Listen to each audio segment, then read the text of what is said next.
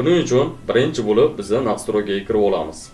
Xo'p, telefon nastroykasiga kirdim. Kirganimdan keyin pastki bo'limga o'taman bu yerdan va mana shu joydan Google ni topishimiz kerak. Mana Google xizmati bor. O'sha joyga kiramiz. Kirganimizdan keyin bu yerda o'zimizning akkauntimiz chiqib keladi. Mana shu joyda shunchaki ustiga bosamiz edi. Boshqa hisob kiritish degan yozuv bor. O'shani ustiga bosamiz.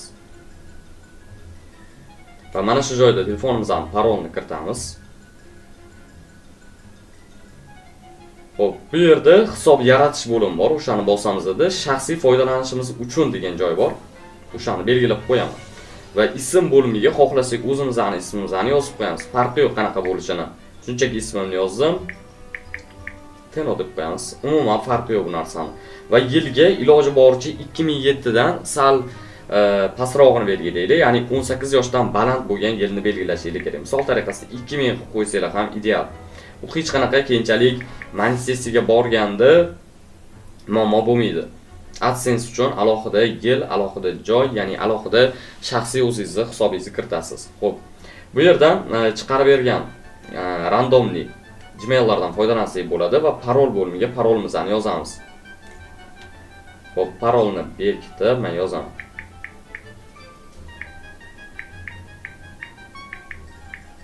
Misol tariqasida parol yozdim, uni kiritdim.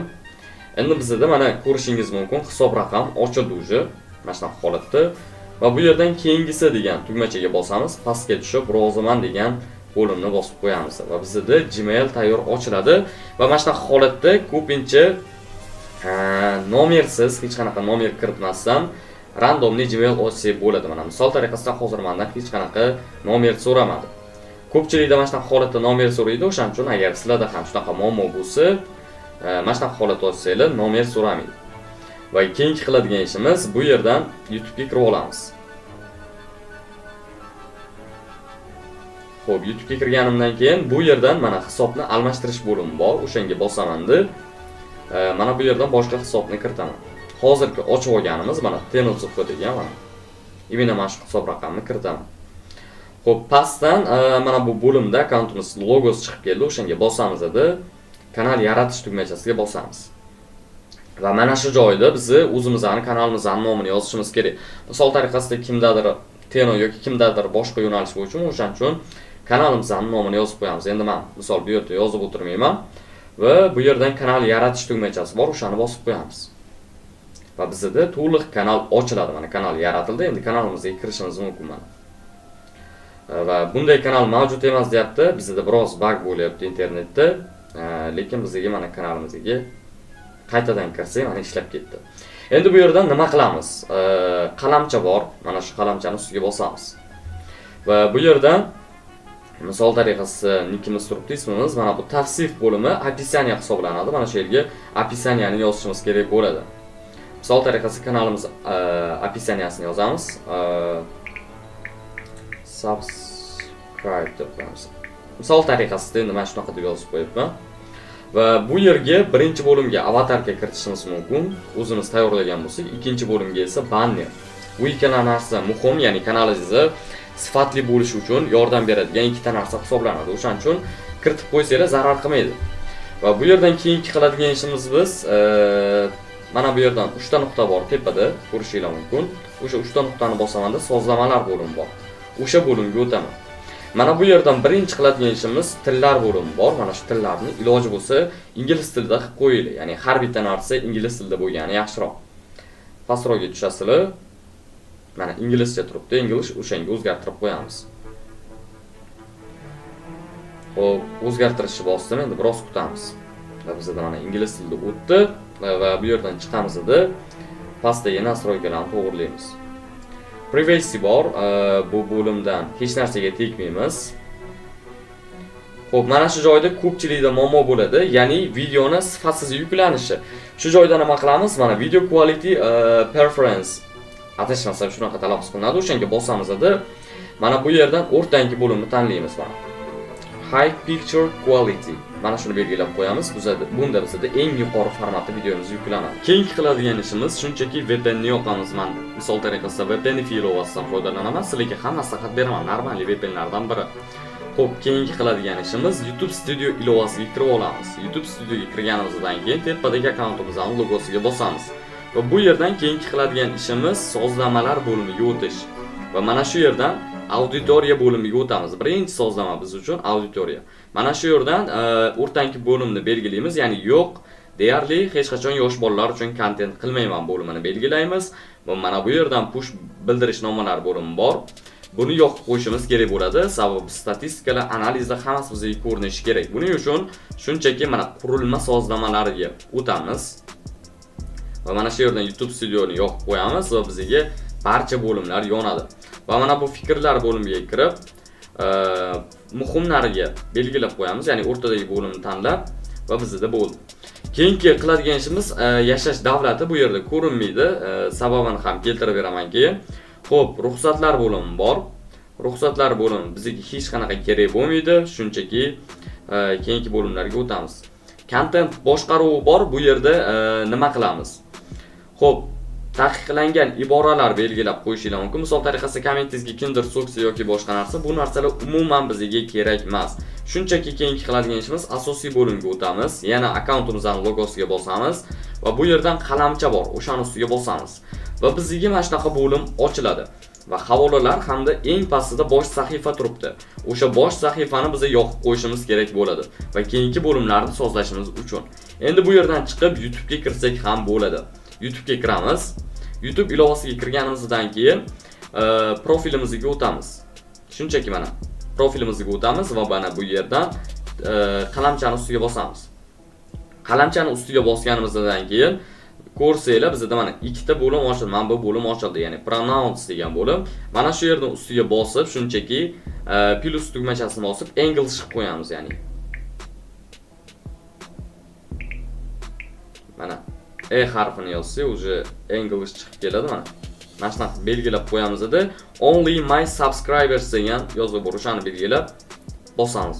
Все, bizda mana bu bo'lim ham tugadi. Keyingi qiladigan ishimiz albatta mana bu tepadagi 3 ta nuqtani bosamiz, yana bosganimizdan keyin settings bo'limiga o'tamiz va mana bu yerdan general bo'limiga o'tamiz. General bo'limidan bizga kerak bo'ladigan narsalarni yoqishimiz kerak bo'ladi. Misol tariqasida birinchi bo'lim bizga kerak emas, ikkinchi bo'lim bu videomizga nima orqali yuklanadi, Wi-Fi yoki internet, o'shani belgilab qo'yamiz.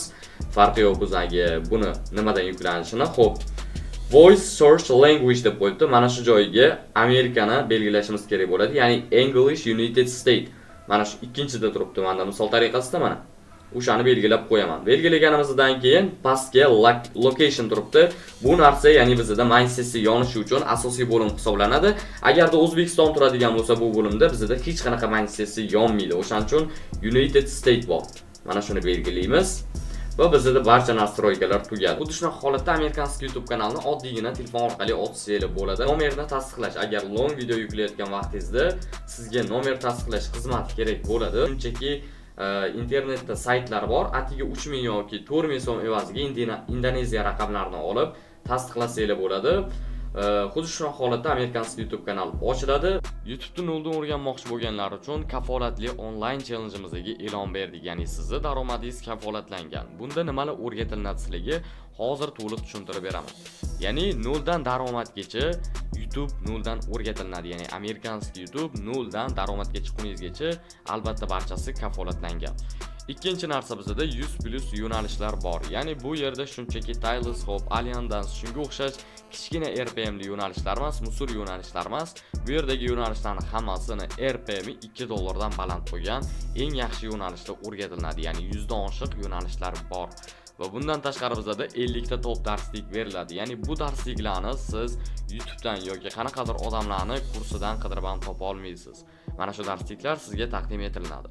To'rtinchi narsa, har kun men bilan efir bo'ladi. Har kuni men bilan 2 soatgacha efir bo'ladi bu narsa va har kuni vazifa beriladi va tekshiriladi. Nazorat ostida bo'ladi har bitta narsa.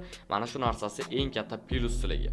Misol tariqasida siz tilni o'rganmoqchisiz, YouTube'dan o'rgandingiz, sizda hech qanaqa garant bo'lmaydi, kafolatlanmagan. Ya'ni o'zingiz qilasiz hamma narsani, nazorat ham o'zingizga bog'liq. bu anchagina qiynalib qolasizlar-da. Lekin siz har bitta narsa sizni yo'l yo'rig'ini ko'rsatib turadigan, nazorat qilib turadigan inson bo'lganda sizda bu narsa anchagina oson bo'ladi. Va bundan keyingisi bizda 10 ta mentor har kun savol javob, ya'ni har kuni ertalabki 8:00 dan kechki 10 gacha mentorlar bor. Har kuni savolingizga javob berib turishadi 10 ta mentor. Bundan tashqari sun'iy intellektlar noldan o'rgatiladi. Ya'ni bittada siz 2 ta kursni qo'lga kiritasiz. Sun'iy intellektlarni barchasi noldan o'rgatiladi. Bundan tashqari $500 BMG Drive kursi o'rgatiladi. Agar ko'pchilik joyda ko'rgan bo'lsanglar, BMG Drive kursini o'zini narxi bizda $300 dan baland, ya'ni $500 gacha boradi.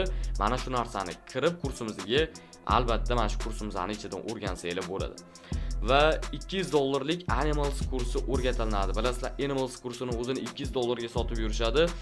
Animals kursini o'zi ham bizani mana shu onlayn challenge'imizga bor. Va bitta narsa esingizdan chiqarmanglar, narxini oxirida aytaman, narxi sizlarni prosta shokka tushiradi.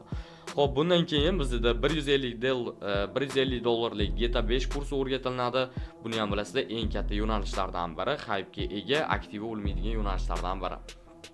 Va bizda 11-si limitsiz 10 ta sun'iy intellekt beriladi. Ya'ni bunda cheksiz rasm, video generatsiya qilish uchun sun'iy intellektlar beriladi. Sizga 10 ta ta'minlab beriladi. Bundan tashqari O'zbekistonda yo'q bo'lgan Horror Story, Teach, Medical Cartoon, World War Train kabi nishalar o'rgatiladi. O'zbekistonda hali hech qaysi blogeris, hech qaysi ekspertiz bu yo'nalishlarni o'rgata olmagan va shu paytgacha ham o'rgatmagan. Mana shu yo'nalishlar, misol tariqasida men Horror Story yo'nalishidan o'tgan oy, ya'ni o'tgan 2 oy ichida 90 million so'm yechgandim. Buni oldingi videomizda ham ko'rsanglar bo'ladi isbotlari bilan.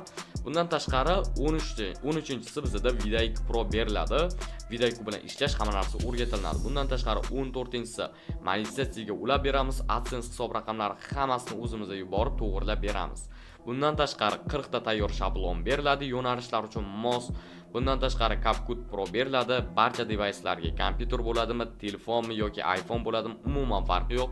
CapCut Pro ta'minlab beriladi. Bundan tashqari 30 kunda daromad strategiyasi beriladi. Muhimi, daromadingiz kafolatlangan, mana shu narsa eng e'tiborlisi hisoblanadi. Va 20 ta AI sun'iy intellektlar nishasi bor bizda. Ilya Privatga 3 ta animation nishalar, ya'ni bu yerda Ilyani ko'pchilik taniydi, balkim ko'pchilik tanimas. Ya'ni Fash deb yozsangiz YouTube'ga chiqib keladi. Katta proyekti bor, 15 millionga yaqin obunachisi bor. Mana shu yerdagi nishalarni proyekti ham o'rgatiladi. Hamma narsa juda ham katta narsa va Privatga butun umrlik a'zolik. Siz bir marta qo'shildingizmi bunga, Privatga, ya'ni darsliklar kanalimizga butun umrlik a'zolikni qo'lga kiritasiz va bunda siz pastianli darsliklar oyma-oy qo'shib boriladi, pastianliga sizga darsliklar qoladi. Xuddi shu narsa bundan tashqari 1 yil qo'llab-quvvatlash xizmati, ya'ni biz bilan aloqa bo'ladi. Bundan tashqari barcha nishalar RPM $2 dan $8 gacha. Ya'ni bu yerda hech qanaqa Alien Dance, Taylor's Hop, shunga o'xshash musur eskirib ketgan oddiy nishalar yo'q. O'rganganga yarasha, dahot qilganga yarasha daromadinglar nasib juda ham katta bo'ladi. Va Blender ham noldan o'rgatiladi, shablon tayyorlash, mod yasash, mana shu narsalar ham o'rgatib boriladi. Bularning barchasining narxi 600 ming so'm. Aytishinglar mumkin, nima sababdan buni sifati pastmi deyishinglar mumkin. Yo'q, albatta. Sizlar borib 10 millionlik kurs olinglar, hozir ko'pi juda ham. 10 millionga, 5 millionga kurs sotishyapti.